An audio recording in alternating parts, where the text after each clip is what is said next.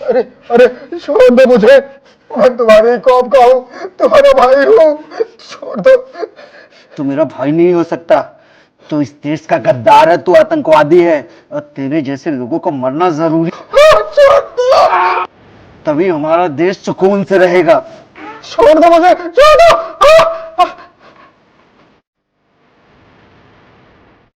साले आतंकवादी गद्दार।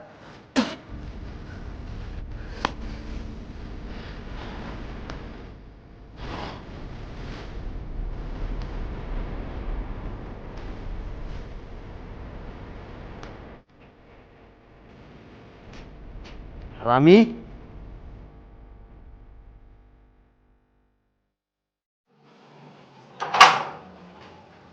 अस्सलाम वालेकुम भाईजान। वालेकुम सलाम। भाईजान थोड़ी मदद कर दीजिए। क्या रे, सर्विस तो हट्टा कट्टा दिखता है। जाके कहीं काम कर, दो पैसे कमा। भीख मांगने चल देता है। भाईजान मैं भीख नहीं मांग रहा हूँ और अल्लाह ने ना मुझे बहुत कुछ दिया है। ये तो मैं उन ज़रूरतमंदों के लिए मांग रहा हूँ जो हमारी कौम के लिए लड़ते हैं। आपको तो पता ही है ना, हमारे हिंदुस्तान में मुसलमानों के साथ कितना कुछ गलत हो रहा है और जो भी मुसलमान आवाज़ उठा रहा है पुलिस उसको जेल में डाल दे रही है। अब भाईजान उनके लिए तो हमको लड़ना पड़ेगा ना। उनकी अगर हम बेल नहीं करवाएंगे तो आगे से हमारे कौम के लिए कोई लड़ने वाला नहीं होगा। मैं तो बस इसी के लिए चंदा मांग रहा हूँ। भाईजान, आप हमारी कौम के लिए बहुत अच्छा काम कर रहे हैं। थोड़ा धीरे बोलिए, ये हिंदू बस्ती है, कहीं कोई सुन ना ले। आप अंदर आइए।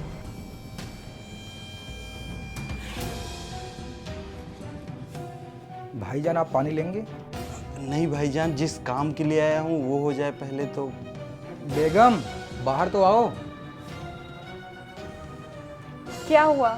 देखो, भाईजान हमारे कौम के लिए कितना सवाब का काम कर रहे हैं। अच्छा, ऐसा क्या काम करते हैं आप भाईजान?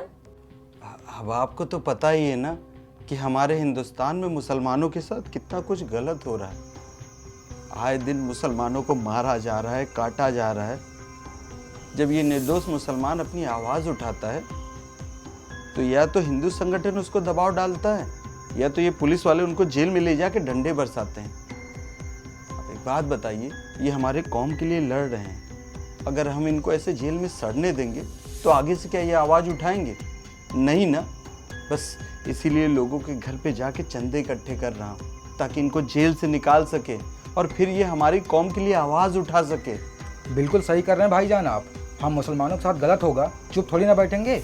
बम भी फोड़ेंगे, गला भी काटेंगे। इन काफिरों को हमारे साथ रहने का कोई अधिकार नहीं है। बिल्कुल सही कहा भाईजान, आपने बिल्कुल सही कहा। बेगम, आप जाइए, 1 लाख रुपए लेके आइए। अरे 1 लाख क्यों, मैं पूरे 2 लाख रुपए ला कर देती हूँ ना। अब भाईजान इतना सवाब का काम कर रहे हैं हमारी कौम के लिए। बेगम, वो पैसे हमारे काम के लिए हैं। अरे काम तो होता रहेगा, लेकिन हमारी कौम के लिए वो पैसे काम आएंगे तो वो ज़्यादा अच्छा है ना, ताकि वो लोग जेल से बाहर आ सके और हमारे मजहब के लिए आवाज़ उठा सके। भाईजान आप बैठिए, मैं पैसे लेकर आती हूँ। भाईजान एक बात करनी थी आपसे। बोलिए ना भाईजान। कोई सुन तो नहीं लेगा? कोई नहीं सुनेगा, आप बोलिए। भाईजान आइए ना। जी बोलिए भाईजान। भाईजान अभी जो दिल्ली में ब्लास्ट हुआ, अक्षरधाम मंदिर में ब्लास्ट हुआ, या फिर कश्मीर में कश्मीरी पंडितों के साथ, ये तो बहुत बुरा हुआ ना भाईजान। ये क्या बात कर रहे हैं आप? जो भी हुआ बहुत अच्छा हुआ। इन काफिरों के साथ यही होना चाहिए। भाईजान, क्या कर रहे हैं आप? क्या कर रहे हैं? छोड़िए मुझे।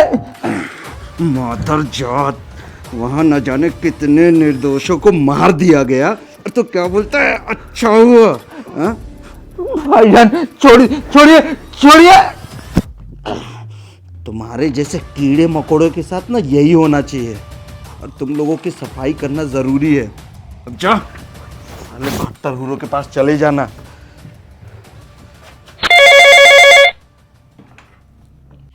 हेलो। जय हिंद सर। क्या जय हिंद?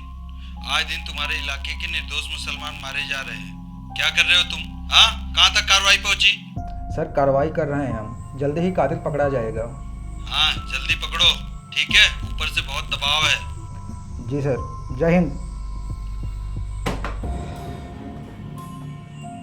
अस्सलाम वालेकुम भाईजान। वालेकुम सलाम। भाईजान कुछ चंदा दे दीजिए। अरे यार तुम लोग भी ना सुबह होते नहीं भिखारी बन के चल देते हो। भाईजान हम भिखारी नहीं हैं। आपको तो पता है ना हम मुसलमानों के साथ कितना गलत हो रहा है। पुलिस उनको जेल में डाल रही है। अब वो अगर इसी तरीके से जेल में सड़ते रहेंगे तो हमारी कौम के लिए आवाज़ कौन उठाएगा। मैं ये पैसा इकट्ठा करके वकील को देता हूँ ताकि वो लोग जेल से बाहर आए और फिर हमारे मज़हब के लिए आवाज़ उठाएं। अरे वाह भाईजान, आप तो बहुत अच्छा काम कर रहे हैं। हमारे मजहब के लिए सवाब का काम कर रहे हैं। आइए आप अंदर आइए। जी जी जी भाईजान। साले तुझे मारते मारते सुबह से शाम हो गई, लेकिन तू अपना मुंह नहीं खोल रहा है। बोल कौन कौन शामिल था तेरे साथ? सर मैंने आपको कितनी बार बोला कि मैं अकेला ही था। अरे तू 20-25 लोगों को अकेले कैसे मार सकता है? कोई तो शामिल होगा, कोई तो हथियार दिया होगा। सर इन जिहादियों को मारने के लिए ना लोगों की ज़रूरत नहीं है, अकेला इंसान ही मार सकता है। अरे तुझे क्या मिल गया मासूम मुसलमानों को मारकर? हाँ सर आपकी नज़र में ये मुसलमान मासूम है? 14 साल से 70 साल का कोई भी आदमी अपने शरीर पे बम बांधता है और फट जाता है, और आप बोलते हो कि ये मासूम है। सर ये मासूम नहीं है, ये जिहादी हैं, जिहादी। इनको मारना ज़रूरी है सर। अगर नहीं मारेंगे ना सर तो दुनिया में किसी को भी नहीं जीने देंगे। सर अभी जो दिल्ली में बम फटा वहाँ पे कौन था सर? यही जिहादियों की वजह से न जाने कितने मासूम मर गए सर। और लोग क्या बोलते हैं कि रे भटके हुए लोग हैं, कम पढ़े लिखे लोग हैं। सर बचपन से ना इनके जहन में सिखाया जाता है कि तुम हिंदुओं के साथ उठ नहीं सकते, बैठ नहीं सकते, खा नहीं सकते, हिंदू काफिर है तुम्हारी नजरों में। सर उनकी नजरों में ना हम हिंदू जीने लायक नहीं है। हमको मारना उनके लिए सुन्नत है। वो हमको मारेंगे तो उनको 72 हूर मिलेगी ऊपर जाके। क्या कसूर है सर? हाँ हम हिंदुओं का क्या कसूर है? कभी कश्मीर में तो कभी अक्षरधाम के मंदिर में, तो पूरे देश में कहीं न कहीं कभी न कभी बम फटता ही रहता है, और हर बार हिंदू ही मरता है सर। सर ये जितने लोग पकड़े गए थे ना, पढ़े लिखे वेल एजुकेटेड लोग थे, जो हमारे ही टैक्स के पैसे से ना सर डॉक्टर बना, कोई इंजीनियर बना। और जितने लोग मदरसे में पढ़ते हैं वो क्या पढ़ते हैं सर? हाँ कानून ने कभी उस पर सवाल खड़ा किया क्या? दिल्ली में जो कार ब्लास्ट हुआ ना सर, 3 घंटे तक एक मस्जिद के सामने खड़ी रही, उसने नमाज पढ़ा, निकला। सर अगर हमारे घर के नीचे अगर कोई एक कीड़ा भी आता है तो हमको पता चलता है कि हमारे घर के नीचे कीड़ा आया है। सर इनके पूरे समाज की एक ही मानसिकता है, मारते जाओ और अपनी जगह बनाते जाओ। सर इतने छोटे से इलाके में इस्लाम आया था, और आज हाँ सर 58 कंट्री कैसी बन गई?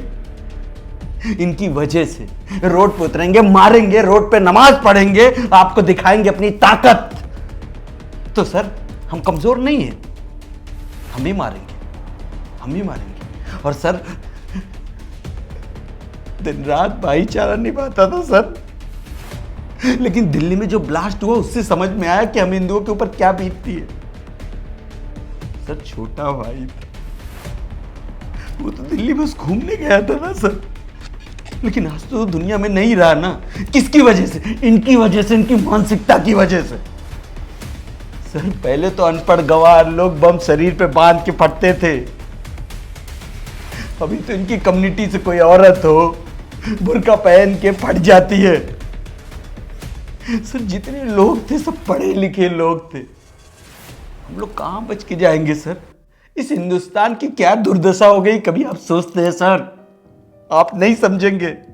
पहले तो 1947 में दूसरा देश ले लिया और वह अपने हिसाब से जी रहे, लेकिन इस हिंदुस्तान में जहां पे हिंदू बाहुल्य है वो सर डर डर के जीता है कि कहीं कुछ फट ना जाए। सर सुबह से शाम तक ट्रेन पे जाओ, एयरपोर्ट पे जाओ, एक ही खबर चलती रहती है, कोई अनजान वस्तु देखते हो तो पुलिस को खबर करो। क्यों सर? हम अपने ही देश में, अपने ही घर में जिए, डर के जिए। नहीं सर, ऐसे कीड़े मकोड़ों का सफाया करना जरूरी है। आज नहीं करोगे तो एक दिन आएगा जब ये आपको निगल जाएंगे पूरे तरीके से। मैं साफ करूंगा सर। आपको मारना है मारो, अगर ये हमको मारेंगे तो हम भी इनको मारेंगे। सर पता है नहीं मुसलमानों की क्या जहनियत है? हाँ, दुनिया में जितनी भी कंट्री है, जहां भी मुसलमान है, ये इनके भाई है। लेकिन हिंदुस्तान में जो इनके साथ सुबह से शाम तक रहता है, वो इनका भाई नहीं हो सकता। सर फिलिस्तीन में अगर कुछ होता है तो रोड पे आके छाती पीटते हैं कि वहां के मुसलमानों के साथ कितना गलत हो रहा है। लेकिन जो हिंदुओं के साथ गलत होता है, कभी आवाज उठाते हैं? सर कश्मीर में न जाने कितने हिंदुओं को काट दिया गया, पाकिस्तान में काट दिया गया, बांग्लादेश में काट दिया गया। सर लेकिन आपने कभी भी देखा है कि कोई हिंदू अपने शरीर पे बम बांध के फटा है? नहीं सर। सर इन्हीं का कौन सा आतंकवादी क्यों निकलता है, हम क्यों नहीं सोचते? पता है सर, हम लोग बहुत सीधे साधे लोग हैं। बचपन से ना सर हमेशा से ख्वाहिश रहती है, पढ़ेंगे लिखेंगे, बड़ा कुछ करेंगे, माँ बाप का नाम करेंगे। लेकिन इनके जहन में सुबह से शाम तक एक ही चीज सिखाई जाती है, नहीं इनको मारो, इनको काटो। सर आज वो दिन आ गया है, अगर हम आवाज नहीं उठाएंगे ना, तो जिस तरीके से पाकिस्तान में हिंदू खत्म हो गया, बांग्लादेश में खत्म हो गया, न जाने कितनी कंट्री में खत्म हो गया, एक दिन हमारे घर पे भी ये हमला करेंगे, हमको भी मारेंगे। इसीलिए मैं सब कर रहा हूँ, और हाँ आगे भी करूंगा। आपको जो करना है करो, मैं तो करूंगा सर। ऐसे डर डर के नहीं जीना है सर अपने हिंदुस्तान में। ये मैंने जो भी किया ना, मुझे इसका कोई पछतावा नहीं है। सर एक बात बताइए, मेरे छोटे भाई का क्या कसूर था सर? तो बस घूमने गया था सर।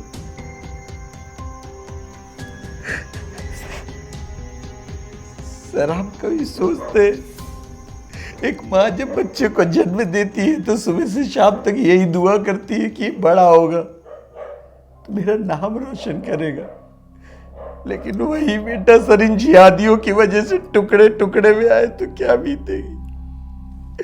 सर मैं सिर्फ अपने भाई के लिए नहीं लड़ रहा हूं, करोड़ों भाइयों के लिए लड़ रहा हूं। जो आपको करना है करो सर।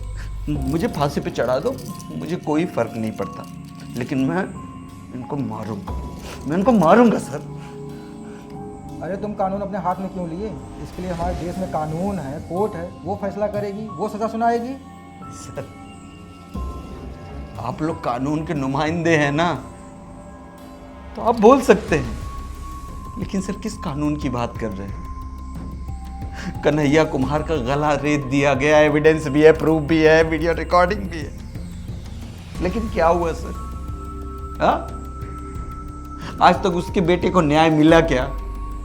ये सारे जिहादी जिन्होंने गले काटे थे आज रोड पे सरेआम घूम रहे, लेकिन कुछ फर्क नहीं पड़ता सर। हमारे हिंदुस्तान में कानून सबके लिए है, कोई कुछ भी करे, लेकिन वो छोड़ दिया जाता है सर।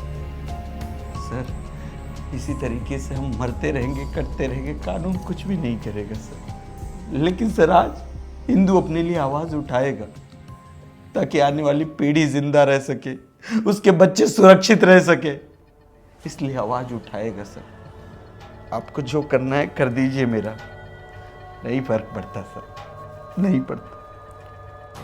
हवलदार ये 2 दिन से कुछ खाया नहीं है, इसको खाना दे देना।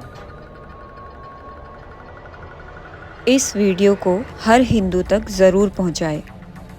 हमें आपके प्यार और सपोर्ट की बहुत ज़रूरत है ताकि हम ऐसी वीडियो और ला सकें, और आप अपना कंट्रीब्यूशन हमारी टीम को ज़रूर दें।